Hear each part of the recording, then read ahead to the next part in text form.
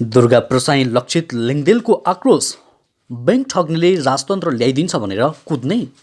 मन्त्री श्रेष्ठ मेयर बालेन सहितले गरे कलङ्की चक्रपथ सडक खण्ड निरीक्षण। सडक विस्तारको काम चाँडै सुरु हुन्छ। सन्दीपलाई युए लैजान राखेपले पहल नगर्ने। भोलिको पेशीमा के होला?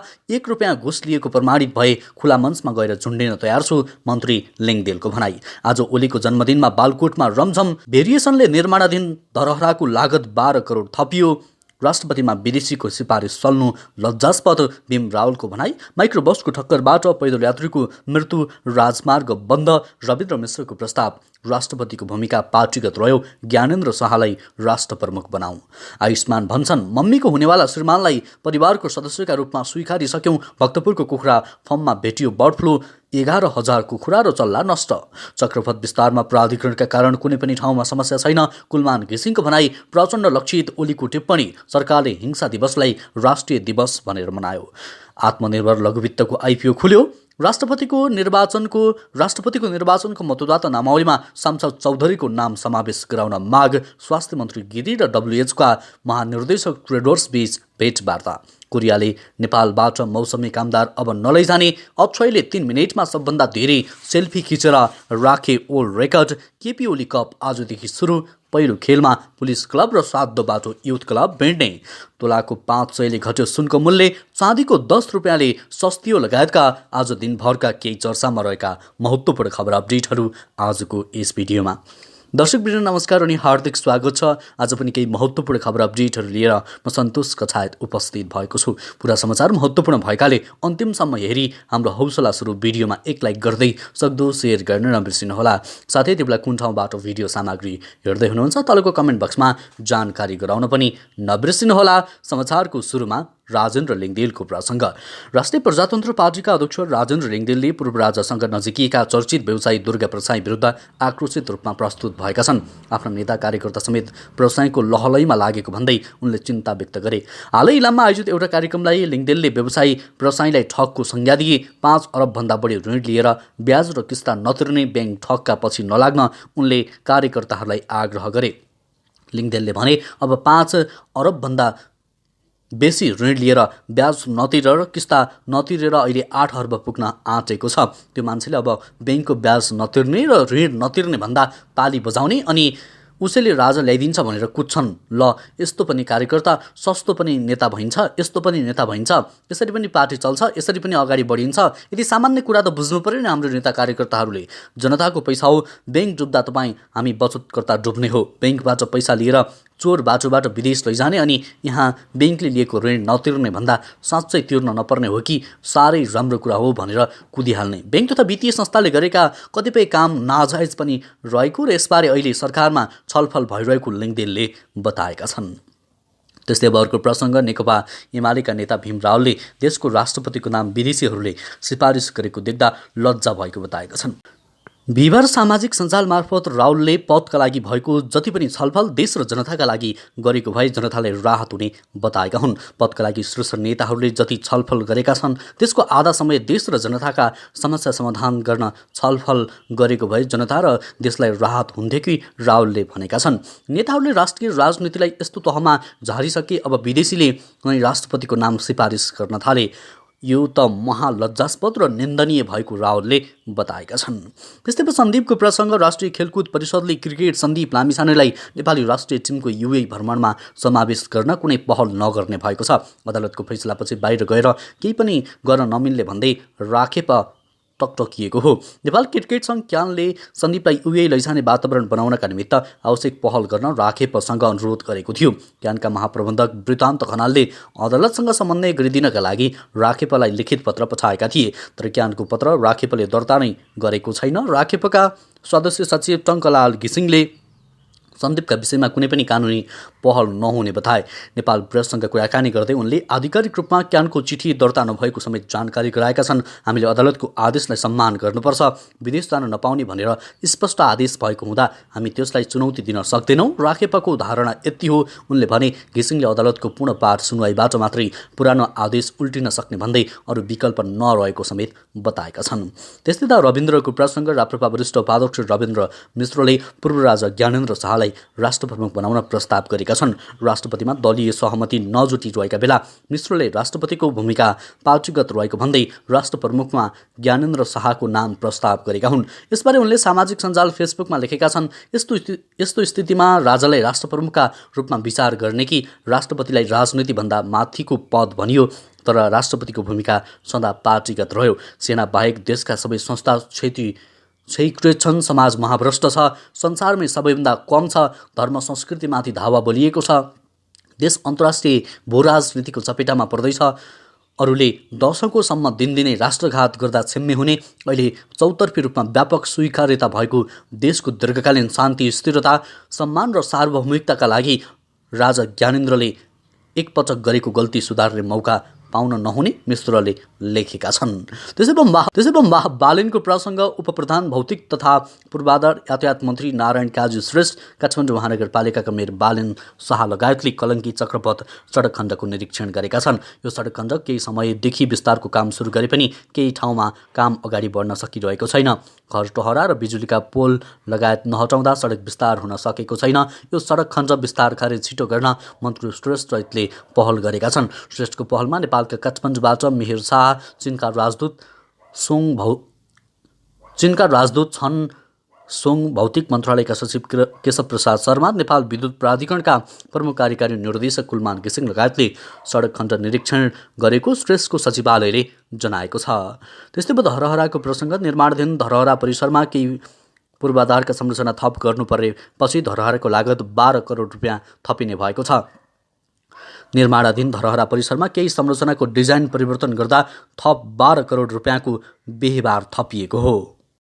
सुरुमा ठेक्का सम्झौता हुँदा धरहराको परिसरको लागत 3 अर्ब 8 करोड 11 लाख रुपियाँमा भएको थियो। अहिले भने धरहराको डिजाइन परिवर्तन गरेर थप 12 करोड रुपियाँको भेरिएसन गर्न लागि हो। अब धरहरा निर्माणको लागत 3 अर्ब 20 करोड रुपियाँ पुग्ने अनुमान लगाइएको छ।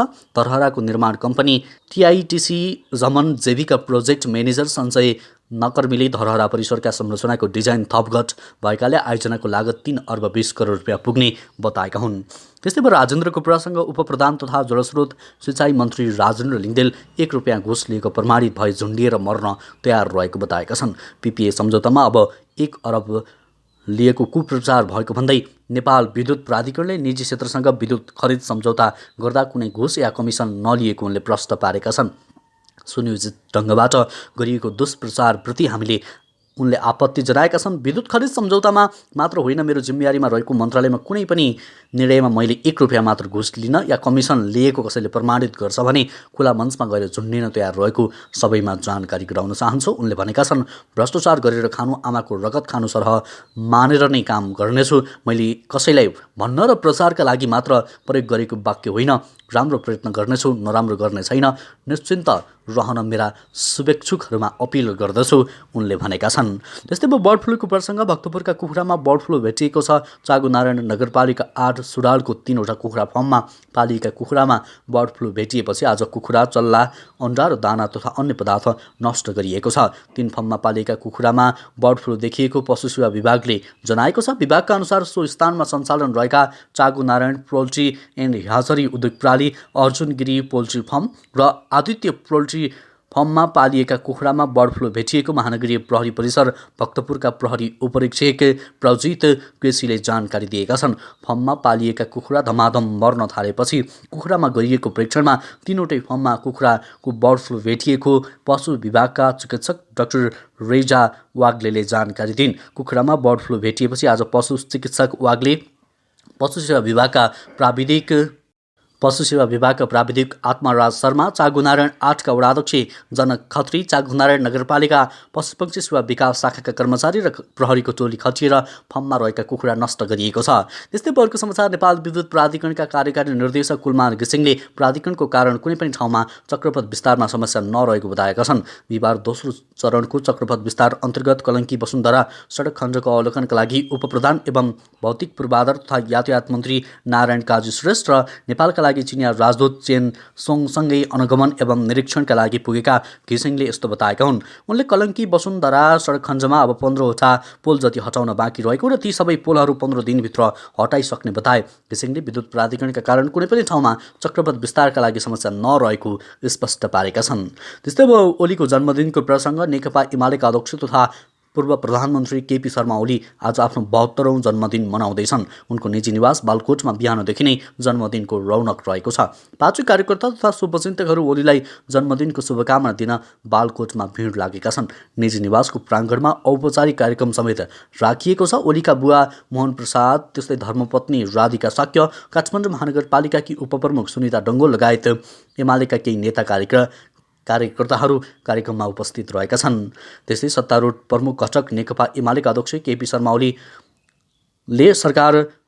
ओलीले सरकारले फागुन 1 गते जनयुद्ध दिवसलाई राष्ट्रिय दिवसको रूपमा मनाएकोमा असन्तुष्टि व्यक्त गरेका छन्। अध्यक्ष ओलीले फागुन 1 गते जनयुद्ध दिवस नभई हिंसा दिवस भएको र त्यसलाई सरकारले राष्ट्रिय दिवसको रूपमा मनाउन निर्णय गर्नु दुःखद भएको बताए।